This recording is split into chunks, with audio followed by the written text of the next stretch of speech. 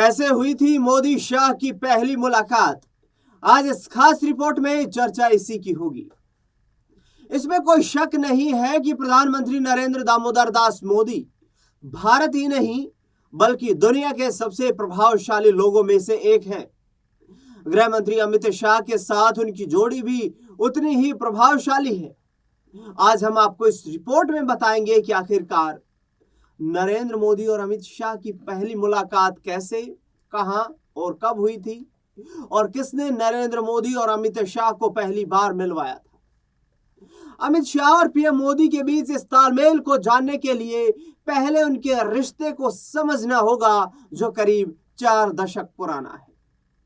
Reports में बताया जाता है कि पीएम मोदी अमित शाह से पहली बार 1982 में संघ की शाखा में मिले थे। उस वक्त अमित शाह सिर्फ 17 साल के थे और नरेंद्र मोदी संघ के प्रचारक के रूप में काम कर रहे थे। बताया जाता है कि तत्कालीन संघ संचालक बाला साहब देवड़ा ने जब मोदी से पहली बार भाजपा में शामिल होने को कहा था, तब अमित शाह ही वो पहले व्यक्ति थे जिसने नरेंद्र मोदी ने अपने मन की बात साझा की थी। शाह ने भी मोदी को राजनीति की तरफ कदम बढ़ाने के लिए प्रोत्साहित किया था। 1970 के दशक से मोदी की शुरुआत हुई। नरेंद्र मोदी का राजनीतिक जीवन में शुरू से ही जुनून था, जिसके चलते उन्होंने आरएसएस में कदम रखा।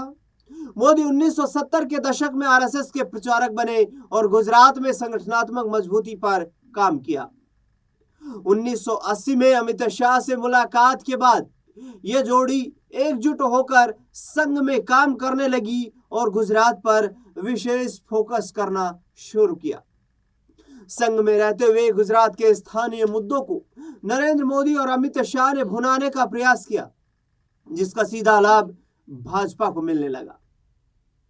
दरअसल जब आरएसएस पर संकट के बादल मंडराए तो नरेंद्र मोदी 1970 के दशक से ही आरएसएस में सक्रिय थे, लेकिन 1975 के आते आते आरएसएस पर दूसरी बार बैन लग चुका था।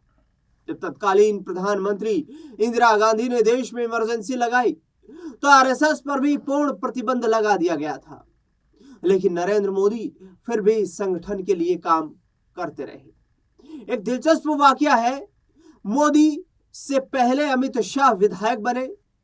यह वाकया 1997 का है, जब गुजरात में अमित शाह ने राजनीति में अपने भाग्य को आजमाने का प्रयास किया और इस प्रयास में उन्हें सफलता भी हासिल हुई। अमित शाह 1997 में पहली बार विधायक बने थे। इस चुनाव में नरेंद्र मोदी की अहम भूमिका रही। अमित शाह ने गुजरात की सरखेज विधानसभा सीट से उपचुनाव जीतकर अपने विधायी करियर की शुरुआत की थी।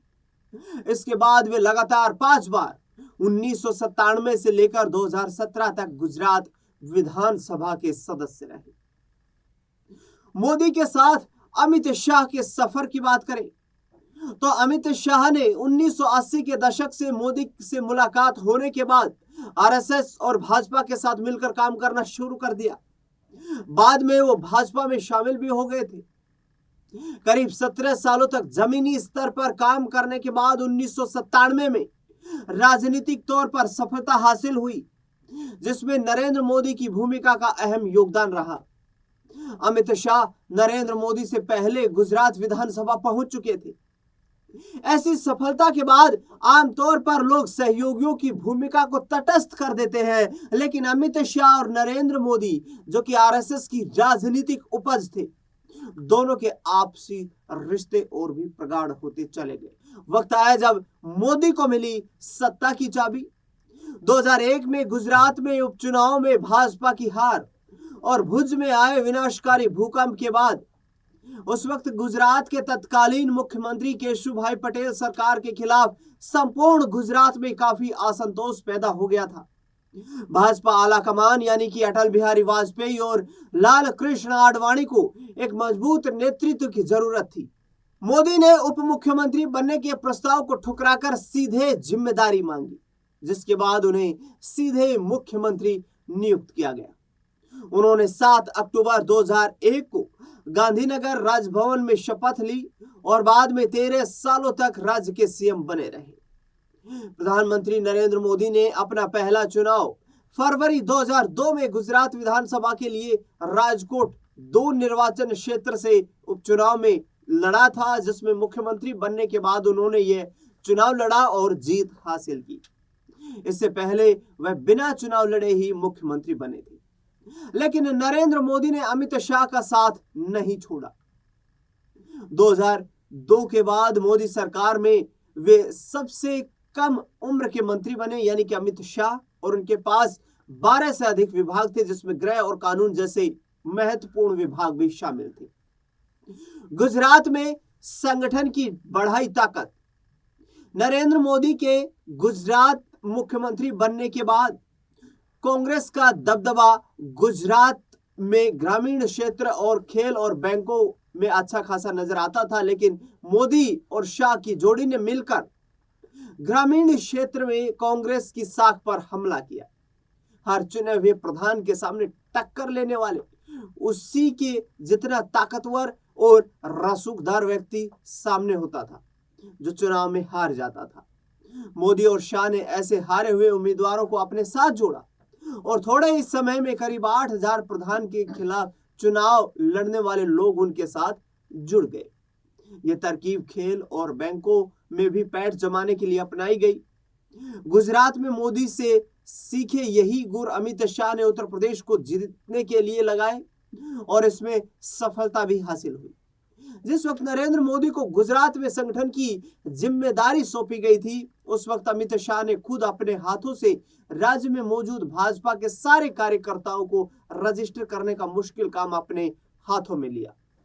उसे सफलता से पूरा भी किया गया और गुजरात को अपना गढ़ बना लिया। जमीनी रुख बदलने के माहिर अमित शाह हैं।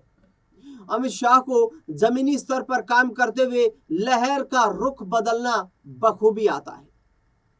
राजनाथ सिंह ने भी अमित शाह की इसी खूबी को देखा और समझ लिया था। अमित शाह को दिल्ली भेज दिया गया।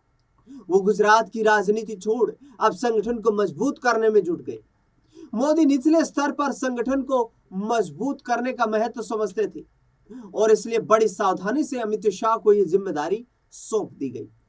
विरोधियों को मैदान में कैसे धूल चटानी है, यह गुरु मंत्र शाह ने मोदी से गुजरात राजनीति में आने के बाद सीखा। 2014 के चुनाव के दौरान यह साफ हो चुका था कि अमित शाह का मोदी के राजनीतिक सफर में क्या स्थान है, जमीनी स्तर पर क्या स्थिति है। इस बात का जायजा लेने के लिए मोदी भी शाह पर ही निर्भर रहते थे।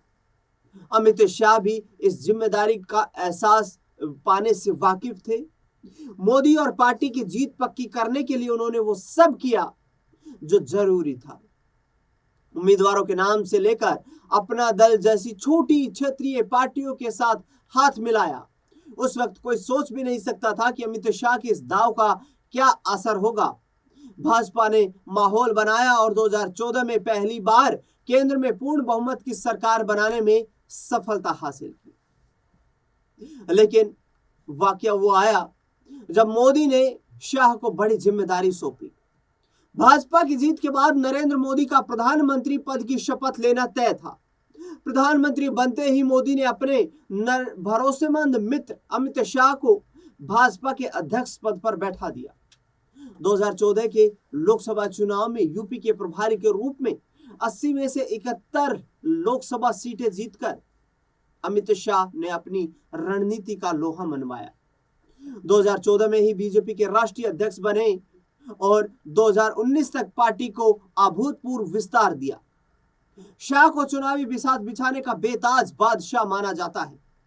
गुजरात में जिस तरीके से उन्होंने 12 साल तक नरेंद्र मोदी के साथ रहकर कार्यकाल में सबसे ज्यादा महत्वपूर्ण पद हासिल किए, कहा तो यहां तक जाता है कि शाह की इसी कार्य कुशलता को देखते हुए भाजपा के उस वक्त के अध्यक्ष राजनाथ सिंह ने उन्हें उत्तर प्रदेश में चुनाव के लिए पार्टी की जमीन तैयार करने का काम सौंप दिया था। लेकिन जब अमित शाह ने लिए ऐतिहासिक फैसले तो पीएम मोदी भी कहीं ना कहीं उनके फैसलों से कायल हो गए। पीएम के तौर पर नरेंद्र मोदी ने भाजपा नेतृत्व में अपना 5 साल का कार्यकाल भी पूरा कर लिया और 5 साल यानी कि 2014 से 19 तक का सफल कार्यकाल पूरा किया। 2019 के लोकसभा चुनाव में अमित शाह गांधीनगर से सांसद बने और केंद्रीय गृह मंत्री का कार्यभार संभाल लिया। इस कार्यकाल में उन्होंने अनुच्छेद 370 को जम्मू कश्मीर में पुनर्गठित करने और उस धारा को हटाने जैसे मजबूत महत्वपूर्ण फैसले ली, जिसकी आज भी देश भर में चर्चा होती है। तो यह था नरेंद्र मोदी की दोस्ती, अमित शाह की दोस्ती, संघर्ष और राजनीतिक सफलता का सफर। आखिरकार इस खास रिपोर्ट को लेकर के आपको क्या लगा वो हमें आप कमेंट बॉक्स में जरूर बताएं। इस खास खबर में फिलहाल के लिए इतना ही। देश दुनिया से जुड़ी तमाम बड़ी खबरों के लिए देखते रहिए SPN 9 न्यूज।